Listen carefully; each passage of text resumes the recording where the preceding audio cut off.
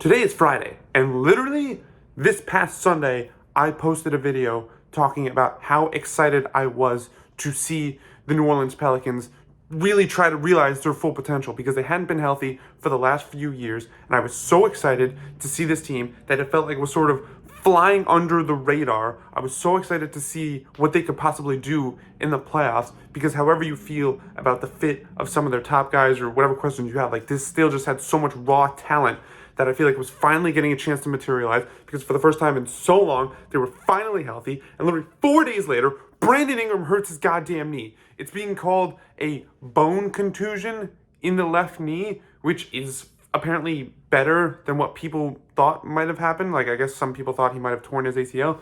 But he's going to be reevaluated in 2 weeks, which, like, in theory isn't that bad. But, like, as you guys know, like, we're in the end of March. And so 2 weeks from now puts it in April. And again, that's just to be reevaluated. Who knows what the reevaluation is going to say? It could say that he's ready to go back on the court. It could say he's going to need a bit more time.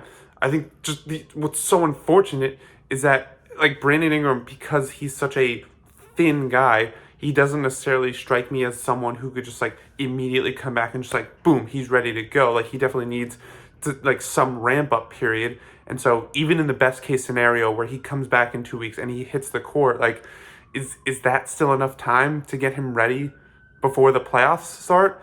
I don't know. And then obviously you go like worst case scenarios or worser case scenarios where it's like 3 weeks or 4 weeks and like maybe he only comes back just before the playoffs, or maybe, he comes back during the playoffs. And even then, just like what's the ramp up period? What kind of levels can he get to? And how is that going to affect New Orleans's ability to compete at the high level? How is that going to help them maximize their ceiling? It's such a shame. I hate it so much. I was so excited to see a healthy Pelicans squad, try and reach their ceiling in these playoffs because they have so much talent. Because they're so much fun to watch. Like, you always thought Zion was the guy you needed to get healthy. And once that happened, everything could take off. But no, it's Ingram now. And it's so unfortunate. It's also super unfortunate on an individual level because I'm a big Brandon Ingram fan. I think he's super underrated as a shot maker, as a playmaker. I think his defense is much improved. Like, I just don't think a lot of guys have his kind of size and length and ball handling ability. And we sort of saw him sort of like inch onto the national stage in the 2022 playoffs where he really took it to Phoenix during that tough 6-game series. And I remember thinking like, wow, this could be the start of something special. Like, yes, obviously Zion is Zion, but like, I really would love it if Brandon Ingram can become more of a household name. And this looks like it was going to be the start of it. And then last year it wasn't. And then this year you thought, oh, okay, like maybe him and Zion can like really become that dynamic duo. And now it's just probably not going to happen. I mean, like even like a shorter concern, like I don't know what's going to mean for the Pelicans in terms of the seeding because they're currently 5th in the West, but they're only 2 games up on the 8th seeded Kings.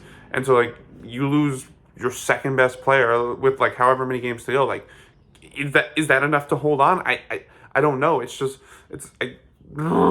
so annoyed.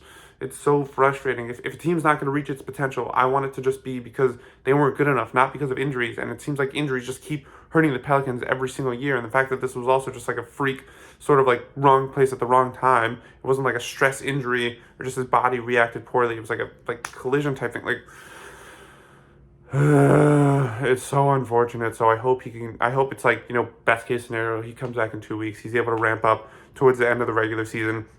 Ideally, you hope that the Pelicans can stay out of the play-in spot because for them to sort of, build up such an impressive record over the course of the regular season to keep themselves out of the play-in spot and then to just sort of fall in at the last second would just be super unfair. So hopefully he can come back fully healthy. I hope the Pelicans can hold on. It's going to be interesting to see how Zion maybe tries to carry it upon himself to take on more of the load in the same way I think maybe Anthony Edwards might be trying to do without Karl Anthony Towns. But it's so frustrating, and I just the only thing I can do is just hope for the best case scenario where like he comes back in 2 weeks and however many regular season games they have left is enough for them to A, stay above the play-in tournament, but also B, get him right for the playoffs because I don't think the Pelicans can win the championship or compete with Denver, but like beyond that, as I said in the video last week, like I really do think they could, they have the size and just sheer talent to just compete with any other team in the West outside Denver. And I really want to see them have the best shot they can to do that. And that's with a healthy Brandon Ingram.